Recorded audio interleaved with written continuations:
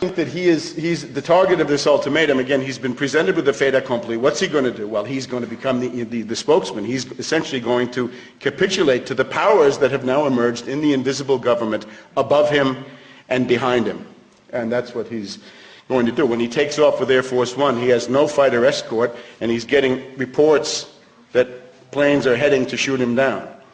I'm very proud of my chapter, Angel is Next, and I commend it to your attention.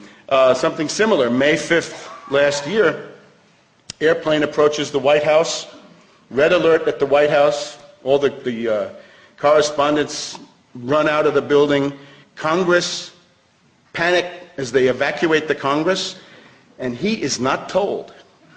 They don't tell him, because he's over in Greenbelt, Maryland, near where I live, riding his bike. And he is never told.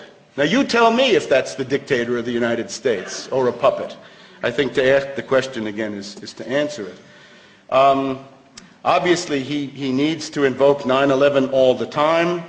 Our answer to that, as Phil Berg has said, is get a 9/11 deep throat, as he put this forward in Brussels last November. Bush's explanation for everything is 9/11. If you've seen the Doonesbury, you can use 9/11 now in your personal life. You see the defeated football player coming off the field saying, "Coach, I don't know what happened to us. It must have been 9/11. Or the husband is caught in bed with his girlfriend by his wife and says, "Honey, it was 9/11. Bush has given an example of using 9/11 literally for everything. There's another interesting question. Why does Bush not go to the FISA court to get a warrant for these wiretaps? What's the problem? Everybody knows the FISA court is a bunch of puppets of the regime. My saying is they would put a wiretap on a ham sandwich if the government asked them to. But he refuses to do it. And I would say the reason is that he doesn't want these judges, who do represent, a different group. It's not his group, or again, it's not the invisible government's group, I guess is a better way to put it. Doesn't want them seeing that there are intercepts that have to do with pre-9/11 and post-9/11 terror activity, like Madrid or London or things that are still coming up. I think this is the reason why he doesn't want to have judges look at it. And he makes this otherwise inexplicable assertion that he can do it without anybody else. I also wanted to point out, this is also something new. This comes from the Washington Post just before Christmas. Remember the Gulf of Tonkin resolution, which we just saw. Here's the new Gulf of Tonkin resolution of September 14th, 2001.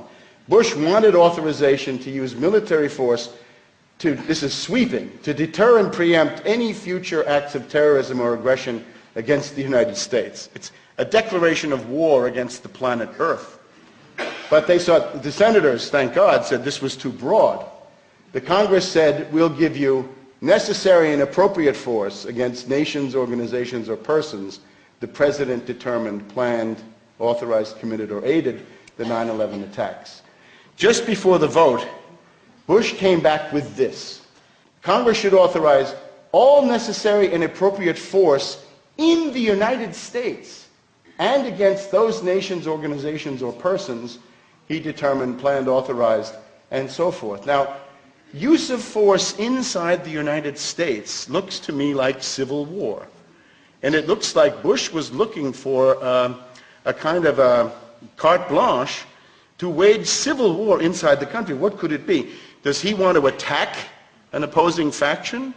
Or does he think an opposing faction is going to attack him? What is this? I think this is another thing that has to be very thoroughly investigated, because it adds up. This is Senator Daschle telling the story. He's trying to argue we never authorized those FISA-less wiretaps, but he's told us much more, as often happens in historical documents. Now, in the remaining 20 minutes that I have, let's just look at the role of drills and exercises. Drills, maneuvers, war games, exercises, and simulations, because I think this is the most interesting and fruitful area of research right now. You have some exercises are just in the command post.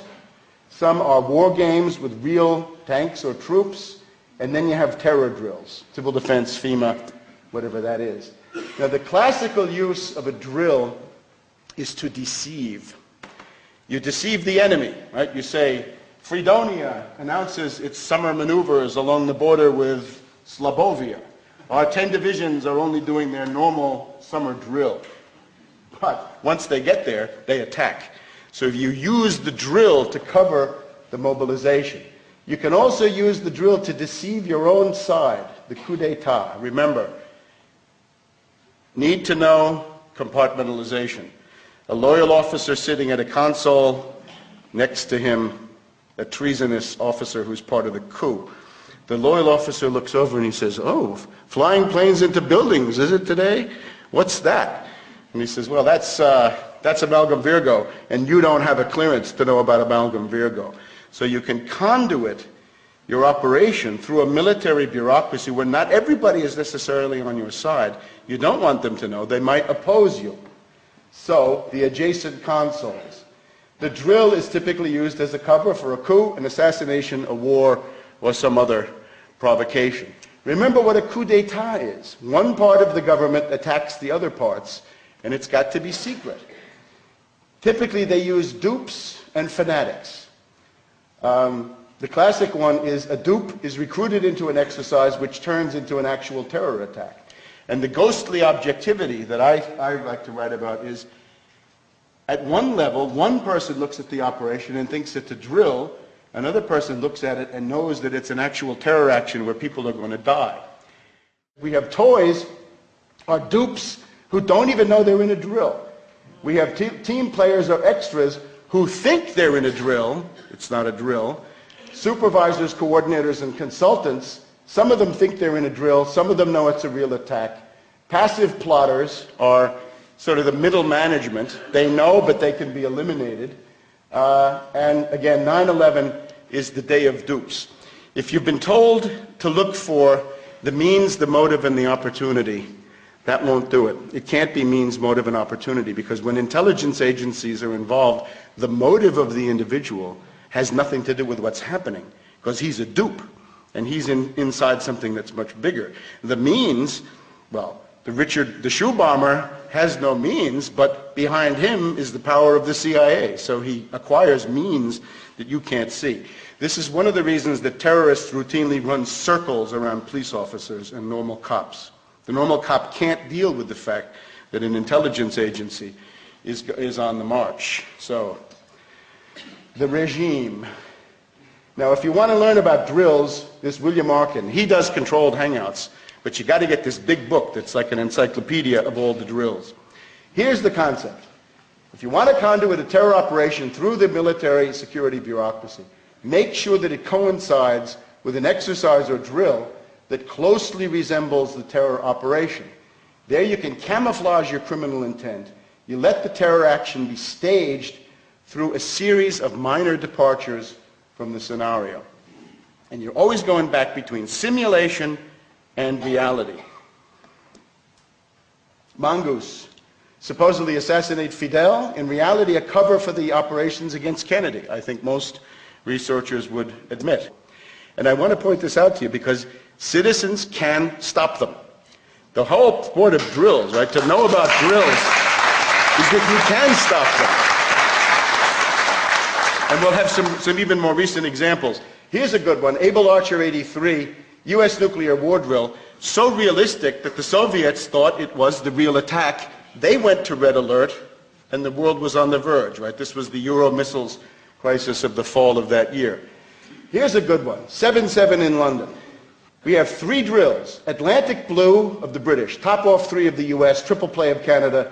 Their scenario, bombs in the London Underground at the time of an international conference, which turned out to be the Gleneagles Scotland meeting of the Group of 8.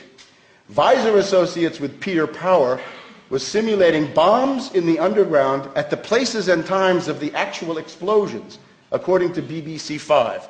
And to top it all off, the Scotland Yard knew and told Netanyahu.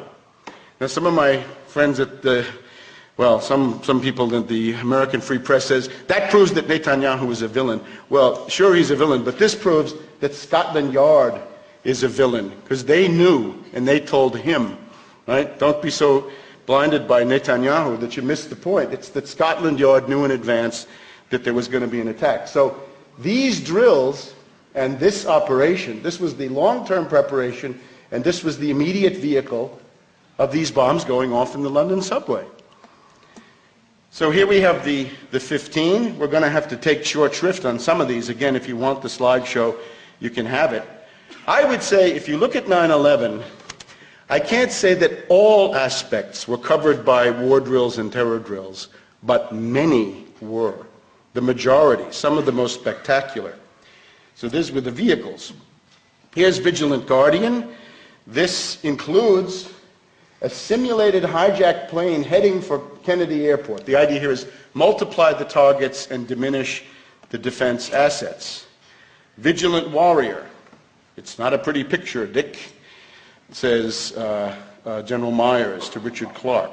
This is a pretty mysterious one. Northern Vigilance takes all the aircraft and sends them up towards the North Pole.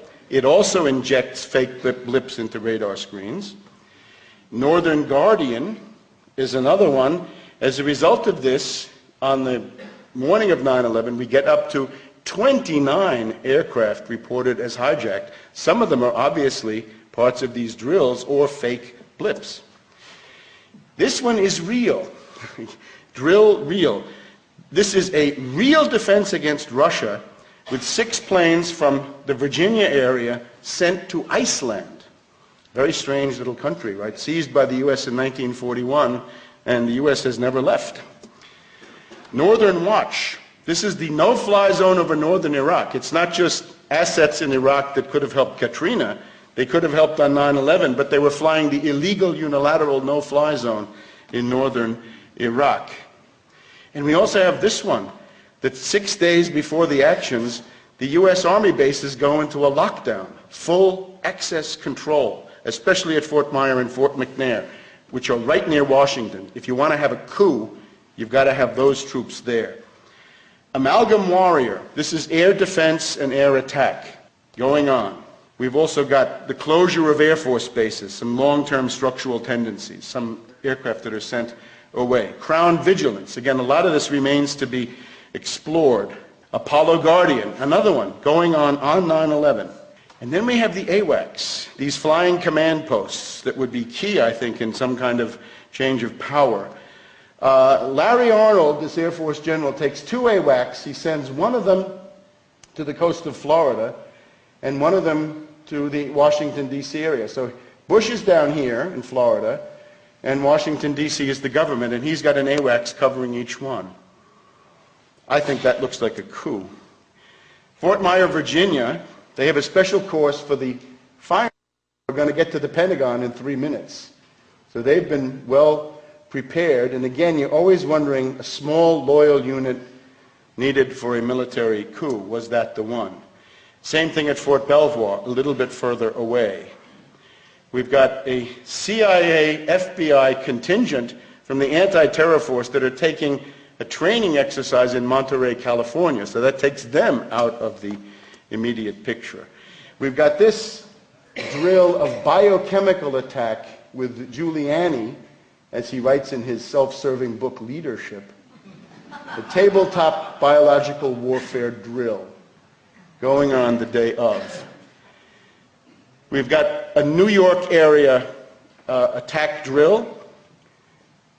In the previous edition of this, a real bomb threat arrived during the drill, but it turned out to be a training aid. A little bit later, a real bomb threat arrived and turned out to be the real 9/11.